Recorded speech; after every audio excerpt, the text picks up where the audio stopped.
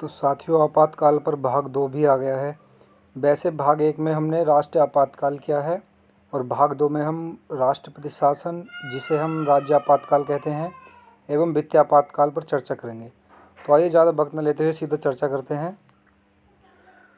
तो राष्ट्रपति शासन या राज्य आपातकाल, जैसा कि आप सभी जानते हैं कि आर्टिकल 356 में इसका विवरण दिया गया है और ये उस परिस्थिति में लगता है जब राज्यपाल राष्ट्रपति को लिखित रूप में दे देता है कि राष्ट्रपति महोदय, इस राज्य में सरकार सही से नहीं चल पा रही है, संविधान का उल्लंघन कर रही है, यानी कि राज्य का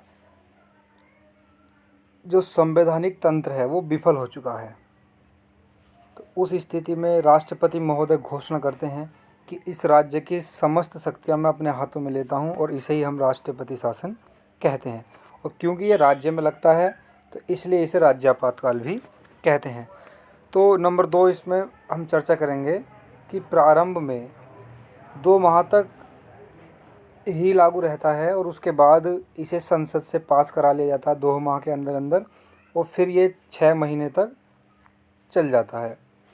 और फिर अगर 6 महीने एक बार और बढ़ाया जा सकता है, और यदि हम 6-6 महीने करके 2 बार बढ़ा लेते हैं तो उससे बाद में इसे तभी बढ़ाया जा सकता है जब निर्वाचन आयोग लिखित रूप में दे देगा कि अभी निर्वाचन आयोग के पास इतना पैसा नहीं है कि वो संबंधित राज्य में चुनाव करा पाए। तो 1 साल से ज़्यादा बढ़ाया जाना है तो उसमें निर्वाचन आयोग की सलाह लेनी पड़ती है, उससे लिखित रूप में लेना पड़ेगा। और यदि परिस्थिति विषम है तो अधिक से अधिक 3 वर्ष तक लगाया जा सकता है। 3 वर्ष से ज़्यादा किसी भी हाल में नहीं लगाया सकता। तो हमें जो इसमें याद रखना है, इसमें 2 या 3 चीज़ ऐसी हैं जिन्हें हमें याद रखना है कि प्रारंभ में 2 माह तक वैध रहता है और 2 माह के अंदर अंदर संसद से इसे पास करा लिया जाना चाहिए, और पास कराने के बाद ये 6 माह तक लागू रहता है और फिर 6 माह तक दोबारा बढ़ाया जा सकता है और फिर 1 वर्ष के बाद इसे बढ़ाना होता है। तो मैंने आपको अभी बताया है। और सर्वाधिक जो समय है इसका वो 3 वर्ष है। 3 वर्ष से ज़्यादा किसी भी हाल में इसे नहीं बढ़ाया जा सकता। तो अब हम बात करते हैं कि अब तक कितनी बार लगाया जा चुका है। तो इसकी कोई सटीक संख्या नहीं है। इस आपातकाल का प्रयोग अब तक 100 से भी अधिक बार किया जा चुका है और इसमें कुछ फैक्ट हैं जिन्हें हम पढ़ेंगे।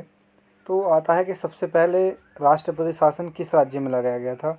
तो वो राज्य है पंजाब और लगाया गया था 1952 में। तो पंजाब में 1952 में लगाया गया था और उत्तर प्रदेश में सबसे पहले 1968 में लगाया गया था। और ऐसे 2 राज्य हैं छत्तीसगढ़ और तेलंगाना, जिनमें अभी तक भी एक बार भी राष्ट्रपति शासन लागू नहीं हुआ है। तो इसीलिए ये थोड़े इम्पोर्टेंट बन जाते हैं हमारे एग्ज़ाम के लिए कि निम्नलिखित में से वह कौन सा राज्य है जहां अभी तक एक बार भी राष्ट्रपति शासन नहीं लगा है। तो इस प्रकार से क्वेश्चन आ जाता है। और अगर केंद्र शासित प्रदेश की बात करें तो सर्वाधिक लगा है चंडीगढ़ पांडिचेरी में, और पांडिचेरी में लगा है 6 बार। तो किसी भी केंद्र शासित प्रदेश में सबसे ज़्यादा बार लगा है पांडिचेरी में, और ये वही है जिसे मैं आपको दिखा चुका हूँ कि 1 वर्ष से ज़्यादा तभी बढ़ाया जा सकता है जब निर्वाचन आयोग लिखित रूप में दे देगा। तो आइए अब हम चर्चा करते हैं वित्तीय आपातकाल पर। तो वित्तीय आपातकाल, जैसा कि इसके नाम से ही स्पष्ट है, वित्तीय यानी कि फाइनेंशियल, धन से संबंधित, और आपातकाल का मतलब होता है इमरजेंसी। तो जब देश किसी संकट में हो और सरकार के पास पैसे का अभाव आ जाए, तो ऐसी स्थिति में केंद्र सरकार संसद से प्रस्ताव पारित कराकर वित्तीय आपातकाल की घोषणा कर सकती है। वैसे तो आप सभी को पता है कि आपातकाल की घोषणा राष्ट्रपति महोदय करते हैं, लेकिन वो मंत्रिपरिषद की सलाह पर ही करते हैं।